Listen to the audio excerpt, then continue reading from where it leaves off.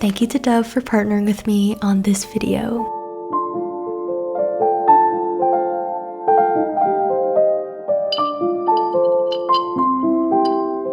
Happy Summerween, or early fall for those of us who can't help but romanticize fall a little earlier every year. Once August 1st comes around, I'm completely checked out of summer and I start craving the coziness of autumn.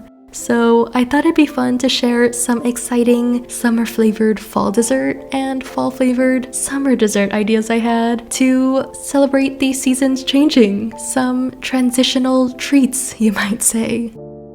Now y'all know that no matter what time of year it is, I'm always looking forward to fall, with cozy candles lit around every corner of my apartment, maple lattes on repeat, spiced baked goods in and out of the oven, and especially me bundled up on the couch with my cats.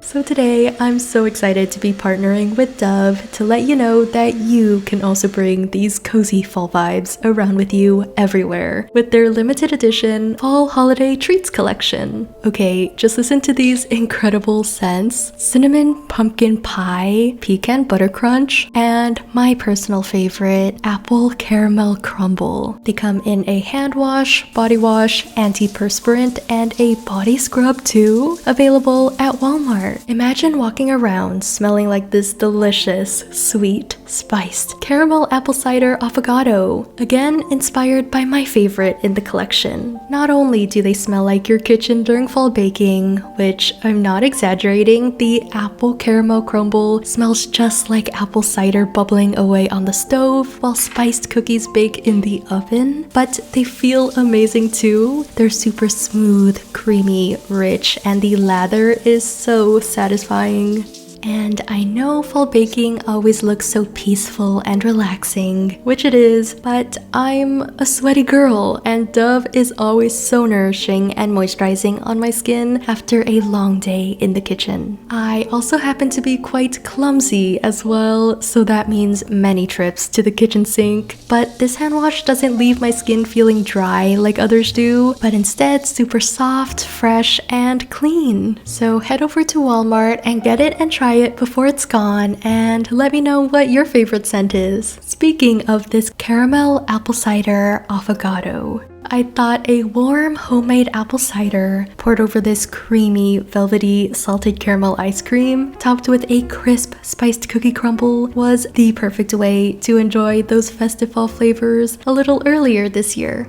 I grabbed a bunch of apples and roughly cut them into quarters. No need to remove the core or anything else here. They're going straight into a large pot, together with a few orange slices, brown sugar, cinnamon, clove, nutmeg, and any other cozy spices. I've had this simmer pot mix laying around since last winter, but it did have very similar flavors to the apple cider, so I tossed that in as well. Then just add enough water to cover the apples, bring everything up to a boil, and I'm just letting this simmer on low for the next 4 hours. This smells incredible, by the way.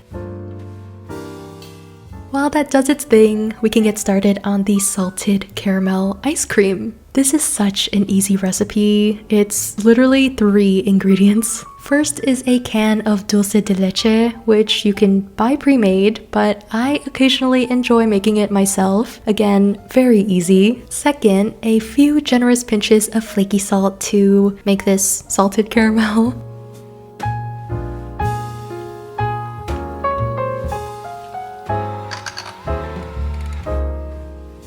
And last but not least, some cream that we're whipping to stiff peaks. Before folding in most of the caramel,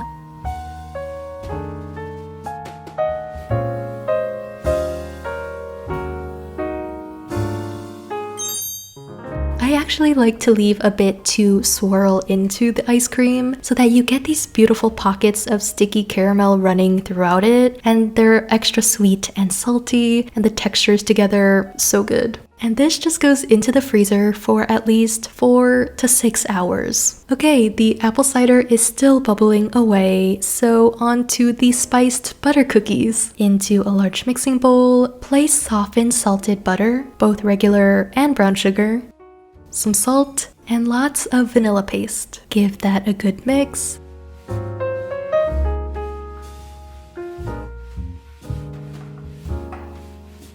Then toss in all of the dry ingredients. That's flour, baking powder, baking soda, and some more warm spices. Bring everything together into a rough dough. Here I'm shaping it into a sort of log or a rectangular prism of sorts. And letting this chill in the fridge for about an hour or so. Then it's just a matter of slicing the dough into about 1/4 inch thick cookies. Placing them onto a baking sheet and letting these bake until they're crisp and slightly golden around the edges. At this point, the cider should also be ready, so I'm straining everything, making sure to also press down on the apples to get every last bit of flavor, and that's our apple cider. So once you're in the mood for your little sweet treat, it's just putting it all together. This is such a fun way to enjoy those classic cozy flavors, but in a more summer-friendly way since it is 85 degrees outside. But yeah, all of the textures and the flavors and even the temperatures play so incredibly well together. And yes, I am sweating in this sweater, but at least I feel festive. Okay, moving on to the next dessert. For a summery and bright flavored treat that also has the indulgent richness of a fall dessert, let's make some lemon rolls. They're like cinnamon rolls, but a little citrusy, tangy, sweet. Oh, and they're also topped with this beautiful lemon cream cheese icing. In my festive little mixing bowl, I first placed some more milk and sprinkled over the yeast and gave that a couple of minutes to bloom and get nice and bubbly. Then I'm adding the rest of the wet ingredients, the melted butter, sweetened condensed milk, and the eggs. These are what make the bread super pillowy soft, buttery, and slightly sweet. This is my trick to the best milk bread, white bread. Trust me on this one. Also, maybe use a slightly larger bowl than I did here. But yeah, I poured this over the flour, mixed it with a spatula first until a rough dough came together. And here I switched to my hands to knead everything into a smooth ball of dough. This took, I'd say, around 15 minutes.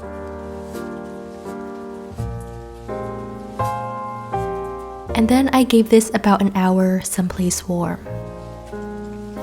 When the dough was done resting, I quickly put together the filling, which is just softened butter. I like using salted here to balance all of the sweetness and sugariness we have going on. Speaking of sugar, this is some lemon zest infused sugar and also a good amount of lemon juice.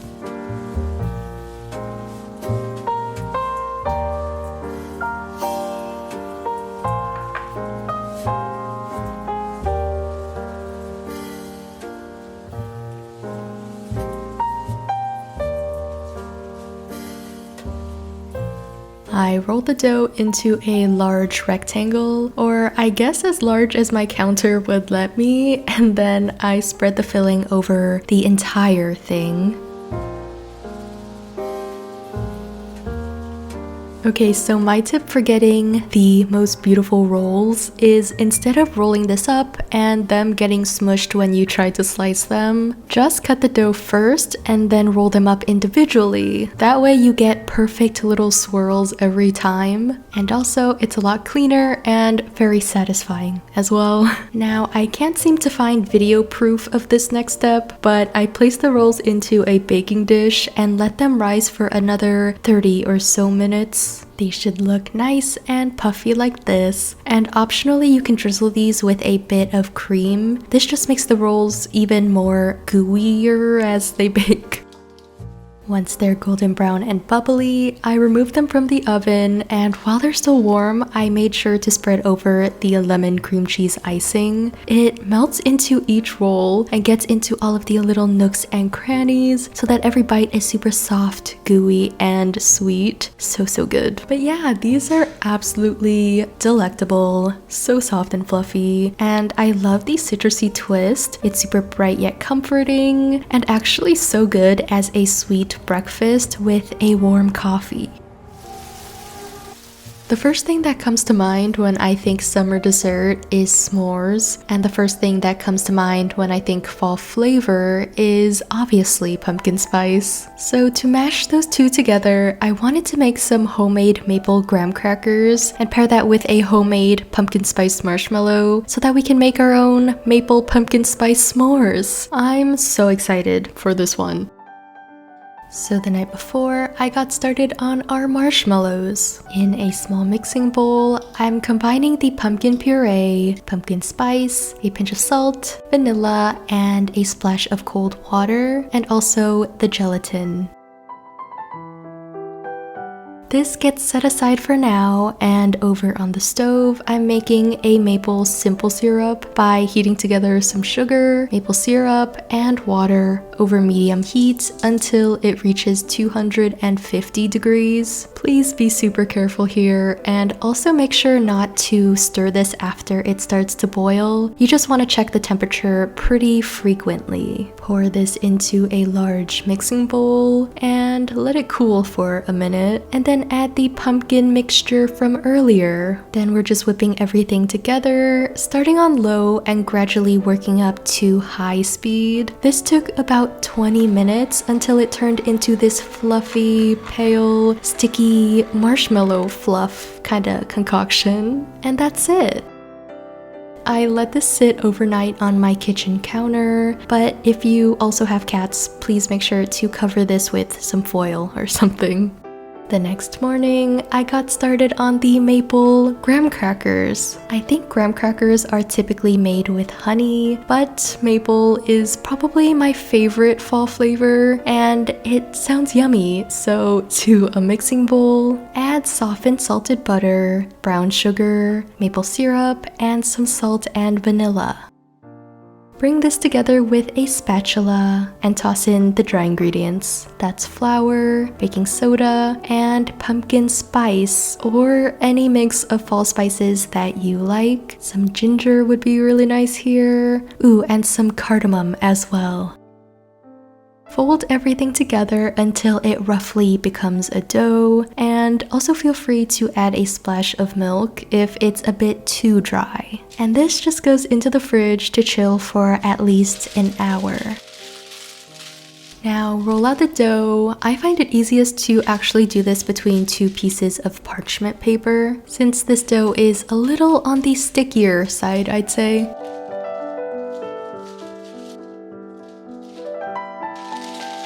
Then I'm trimming the edges and cutting this into the classic square shape. This is about 3 by 3 inches. And we're actually baking this as one giant cracker, so no need to transfer this onto the baking sheet one by one. But I am docking these with a fork to get that classic graham cracker look before popping them into the oven at 350 degrees for 15-ish minutes, or until they're nice and crisp. While those are baking, I'm slicing up the marshmallows. A oiled knife really helps here. And I probably should have greased the parchment or dusted it with powdered sugar last night, but here we are. It's okay, they're getting covered in loads of powdered sugar, so it's fine if they're a little ugly for now. But I'm actually so happy with how these turned out. They look really good.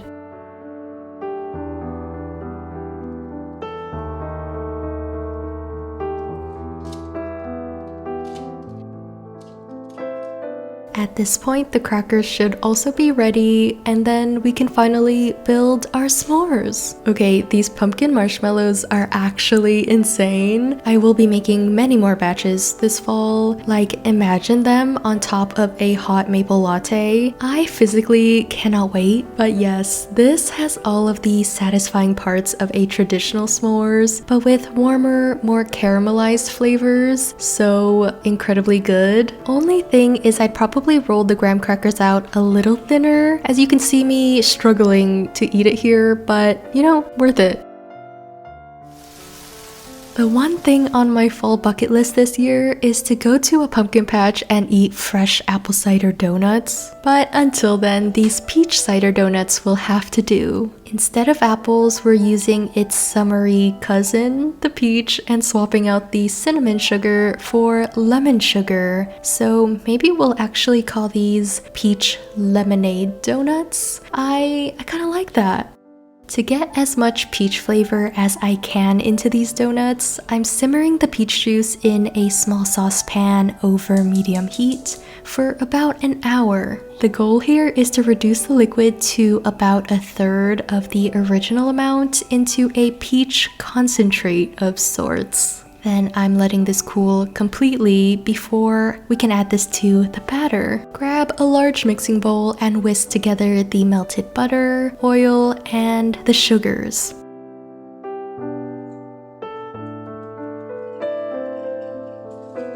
Toss in the concentrated peach juice and also one of those applesauce cups that you ate as a kid. This one is actually peach flavored as well. Add in the yogurt, some salt, some vanilla, the eggs, and some lemon juice. Give that a quick mix. Then goes in all of the dry ingredients. Give this another mix, and that's our donut batter. This just goes into a greased donut pan. I only have these mini cat and bear ones, which aren't really on theme, but still cute, I guess. Oh, and you can also use a piping bag to make this a little easier as well. But yeah, these go into the oven for 8 to 10 minutes or until they're slightly golden brown. And while they're still warm, I toss them in some lemon sugar, and that's it. These are slightly crispy on the outside and super moist and soft in the center. They have this subtle peach flavor with a little zing from the lemon sugar coating. I could eat so many of these in one sitting. They're a little fresher and lighter than the apple cider donut, but equally as delicious. That's everything I have for you today. This actually made my craving for fall so much worse, but since the kitchen is already decorated, I guess there's lots of cozy fall videos coming your way very soon. I would love to hear if you celebrate fall early as well, and as always, thank you so much for spending time with me today. I'll see you very soon. Bye bye!